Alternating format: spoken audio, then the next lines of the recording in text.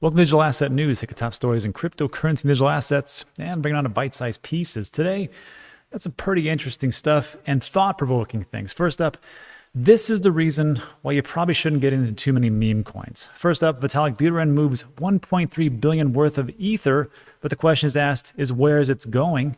And we're going to take a look at another problem that could be for the meme coin generation, which is that same gentleman, Vitalik Buterin, donates $1 billion worth of Shiba Inu when he really wasn't supposed to, even though it was for a great cause, and what you can expect to find with Dogecoin and as far as whales controlling a whole lot of things. We'll take a look at those stories on top of the fact that Brave is now integrating with Unstoppable Domains, so you can now use your .crypto and actually have it rendered and functioning fully. And finally, we'll take a look at the IRS is cracking down for all you U.S. citizens because to pay your taxes, you got 4 days. All right, so let's take a look at that. But first, let's take a look at what is going on into the market. So today, it is, what is it? May 13th, about high noon or so. And this is the market cap that we've got. We've got almost 2.2 trillion. Thanks to Elon Musk and his nice little tweets. Hey, again, we talked about this ad nauseum, how I think this is actually a gift. And he's just allowing people to buy back in. So thanks, we appreciate it. Daily sentiment is bearish. Bitcoin price, wow, what a drop, 48,300. And I went on a shopping spree last night. We did a live stream on it, and I was actually rage buying things because I was so ticked off. And but in all honesty, fundamentally, nothing's really changed. So let's take a look at coin prices and just see how bad we got whipped last night. So Bitcoin 48.3, man, Ethereum was it like 4,300? Now it's at 36. Binance Coin 59. Cardano. I want you to notice something today. Everything's in the red except for Cardano.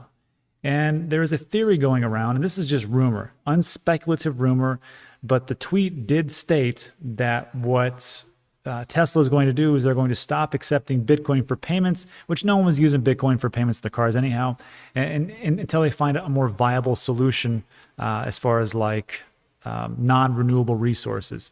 And my theory, quite honestly, is that, and we did a live stream today, and we took a look at Cardano, XRP, Polkadot as the potential new ones that could be used. But in all honesty, I think that what they're going to do here is just, use their solar panels, because Tesla also makes these solar panels that are pretty high quality, I suppose. And they're getting into the renewable fuel credit market. This was just dropped yesterday. So that's how I see it. But the rumor is just a rumor, and I don't think it's substantiated whatsoever, is that Cardano could be one of those cryptos that they're going to be using as far as payments, which does make a lot of sense, even though there's no smart contracts. But who knows what it could be. But it is odd that that's the only one that has actually gone up. And also it's odd that before that announcement that Tesla made, that Bitcoin also took a big dump, which means to me is that someone's got loose lips and someone told somebody who was a whale, and then off you go. That could just be what it is. But let me tell you, in the crypto community, everybody knows everybody, and that's really what's going on. So today's just a big S show. Everything's in the red. I'm not going to delve into it. That's what's going on. But I want to take a look at these meme coins and how dangerous they really are, because you can get a ton of them. Like Shiba Inu, like my friend George, he had a ton of those, and he got out like right before the big crash because of Vitalik. I asked him, why did he do it? He's like, oh, I found another S coin that was looked more attractive. No theory of why, he just did it, and then he got lucky. And that's really what it comes down to. But there's a lot of people who aren't getting lucky, which comes down to this. So Vitalik Buterin moves 1.3 billion worth of Ether. What's going on? So Vitalik Buterin has moved a ton of Ether, almost all of his holdings, from his main public address to a separate wallet, until approximately 6 hours ago. And this was written on yesterday at 7 p.m. almost. So that was maybe yesterday around high noon, about 24 hours ago. The wallet held more than 320,000 Ether. Wow. At 1:18 p.m. Eastern Standard Time, the Ethereum investor transferred 325,000 Ether to a separate contract address created only a day ago. Now, Buterin did donate more than $1 billion worth of different crypto to India COVID Relief Fund, and appears to be the largest transfer of his ETH holdings to date. But that's totally separate. That's totally separate because he was donated to that. He was given that by, I guess, the founder or co-founder, which leads us into this story of why he did it. I personally think it's a great thing because India is getting crushed right now with COVID-19. They are running out of oxygen. They can't even help the people who are drowning because of all the secretions that are building up, the rhonchi and the wheezing and then everything else that accumulates in these pulmonary canals and the alveoli just getting crushed in the lungs because of the COVID-19 infection. So what he's doing, great, but there's a caveat. So Ethereum's Vitalik Buterin took control of a stack of Shiba Inu, a Dogecoin ERC20 token. Okay. Donated more than $1 billion worth of the currency to India's crypto COVID relief fund. That's great. Hopefully money can be that thing. Money does make the world go round. Let's just be honest. But to get that much money and get into the supplies that you actually need and the things that you can actually use, I think it's going to be a big waste at some point, but it's a good thing. And we should all donate. We should all do what we can when we can. And that's just the God's honest truth. But on one part, Buterin also sold akita and Dogelon, other similar currencies, causing a slide in market prices. So yeah, some people lost some money. Some people got crushed, but it did go to help out people. That's a great thing. Here's the caveat. So he donated 10% of his Shiba Inu stack to India's crypto relief fund. So I wanted to make sure I was reading this correctly, because when I took a look and I'm like, hold on, wait.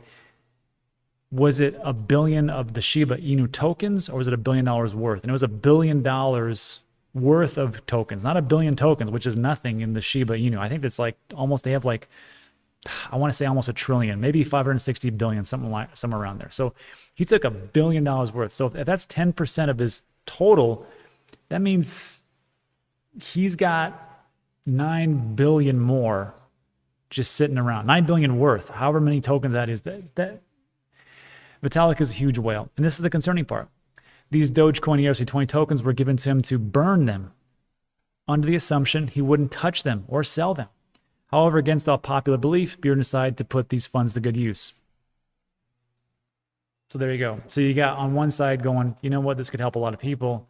Other people, this could crash the market. He's like, you know what, we'll crash it for a bit and then we'll deal with the ramifications later. I'm not here to debate that. That is a lofty debate about what should be. I personally think it's a great thing he did. People are going to get crushed financially. Sorry for you.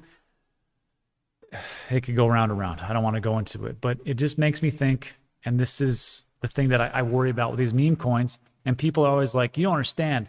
That's the new economy.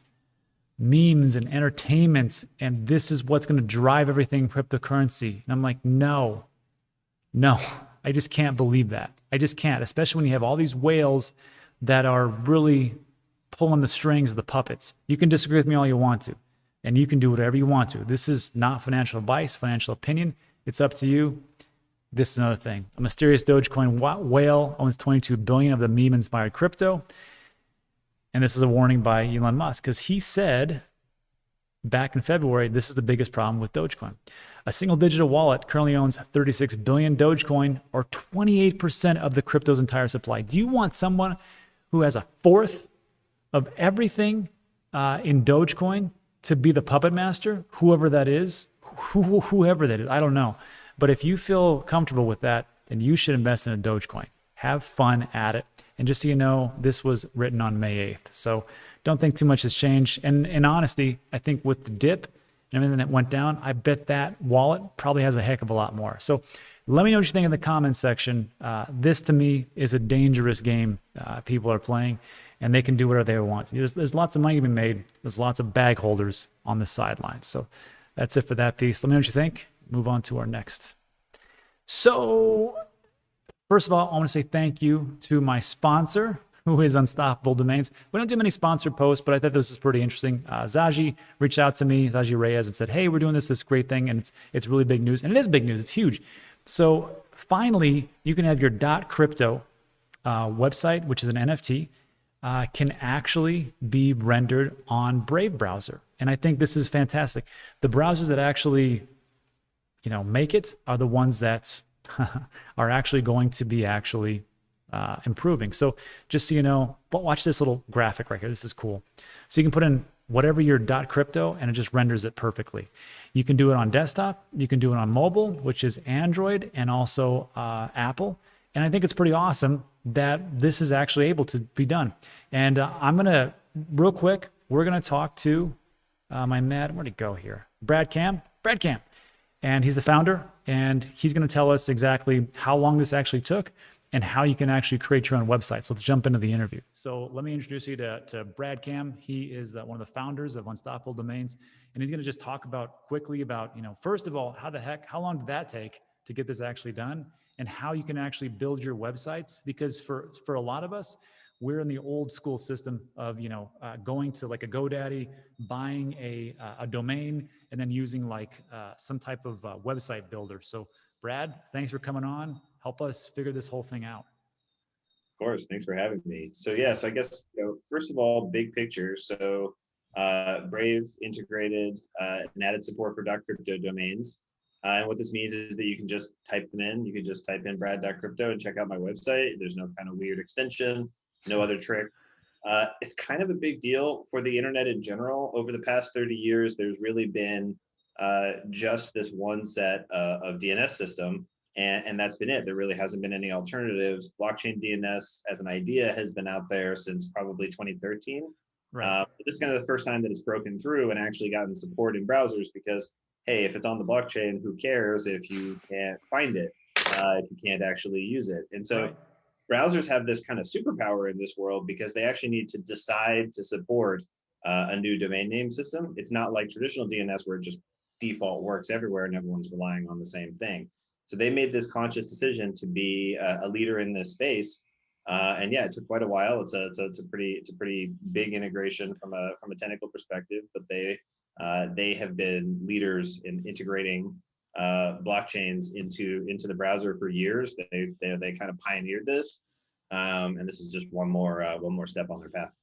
Isn't it crazy? Like we always showed this like graphic, and I think I'll pull it up in a bit and I'll splice it in. But it takes a look at like the top browsers over time, and you can see like a Netscape Navigator and how it just gets overrun by something else, and AOL, and then all of a sudden you see like Google Chrome come in, and then you see like all these different ones. I mean, Chrome is still one of the bigger ones, but Brave, I think the ones that make it are the ones that innovate and they push things forward. So I can see a lot of big things happening on with Brave. So kudos to you guys for making this actually happen. How long did this take to get this done? Ooh, I think we've been talking about it for almost a year, but I think the actual work was probably a little about 3 or 4 months. Candidly, this is mostly work on their team's end. Yeah. We built the tools that we built. We've been building over the course of years, and so it's really their heavy lift, their hard work, their glory. Yeah, well, they're doing good things. Brave is prime. It's the only one I use unless I want to do things like on my bank, because sometimes there's like an issue with that. But besides that, everything that you guys see at home when I'm talking about the news stories, it's always on Brave browser, and that's just how, because it makes sense to me. Okay, so we got that, but talk to us about because like me, I'm old school. I use the old type of tools. I have many a .crypto, and I think I've got one .zil NFT domain. But how do we build on it? How do we do that? How do we make an actual website? So it's not like traditional websites. What you're doing is you're storing on decentralized storage networks like IPFS.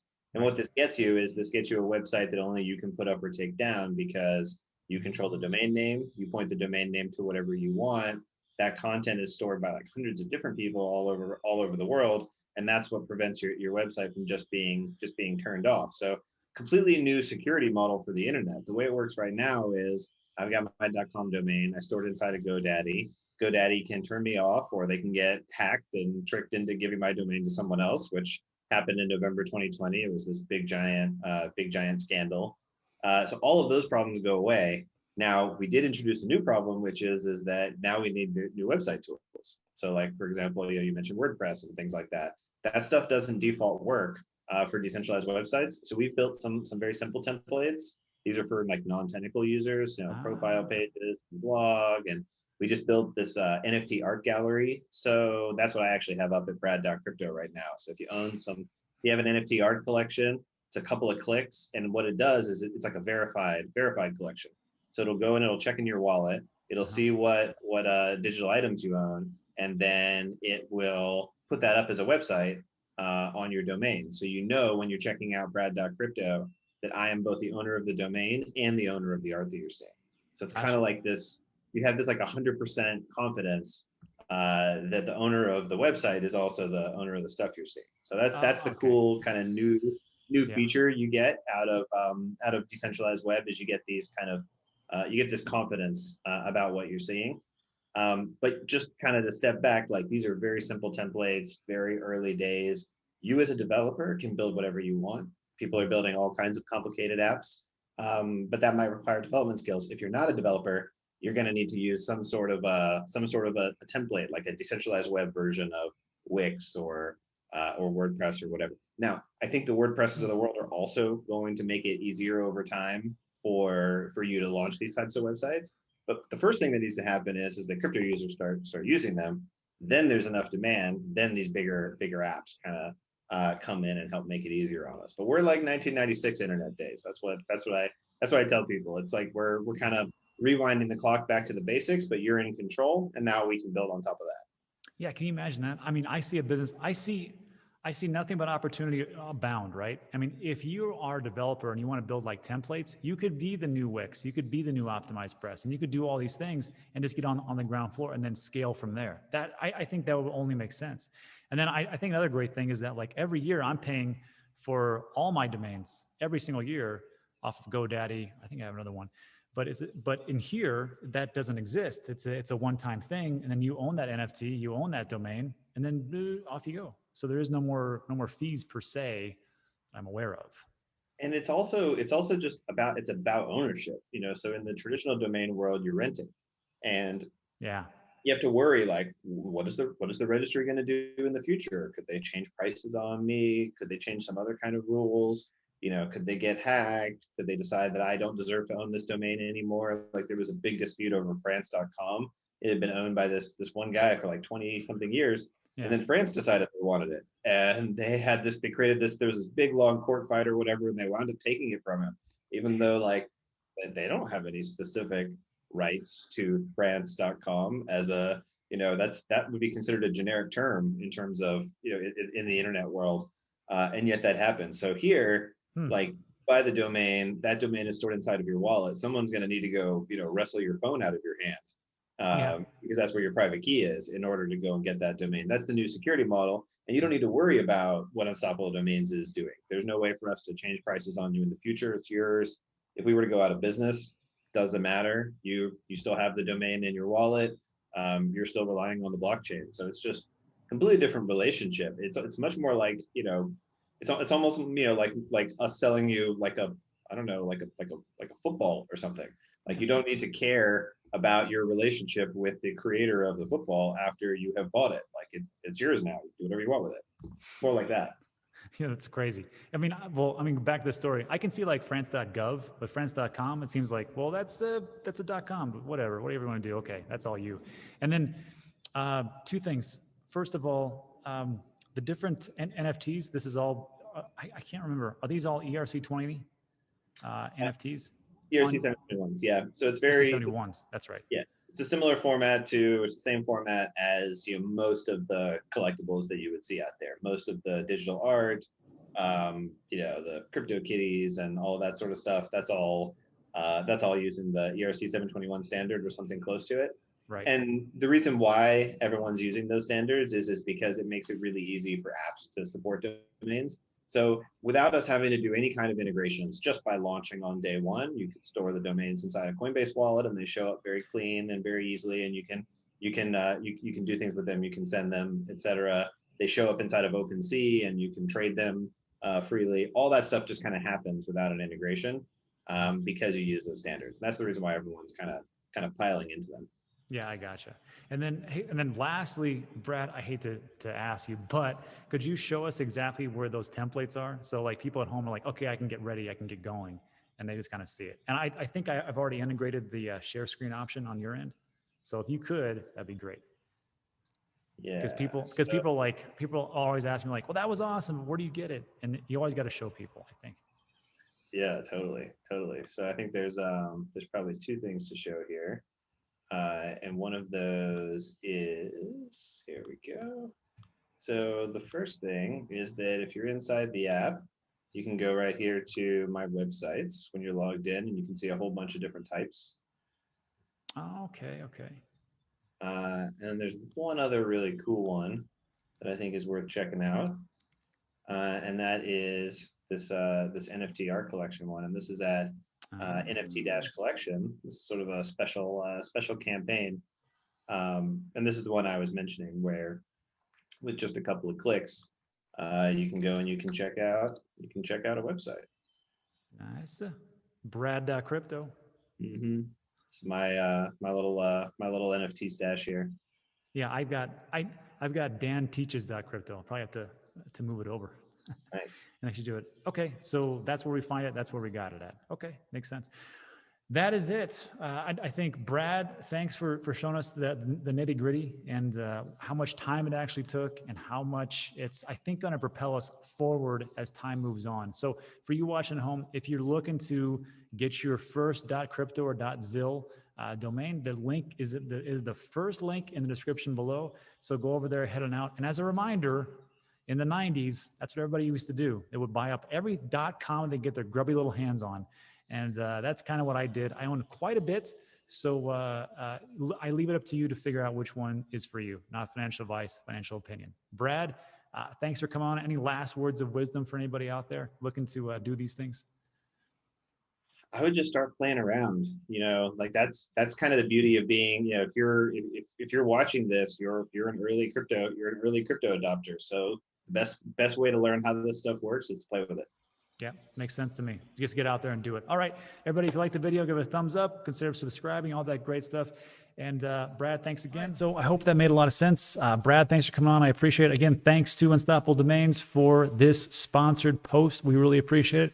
Let's move on to our last piece, which is IRS is going to seize crypto assets. So if you're not a U.S. resident, this has nothing to do with you.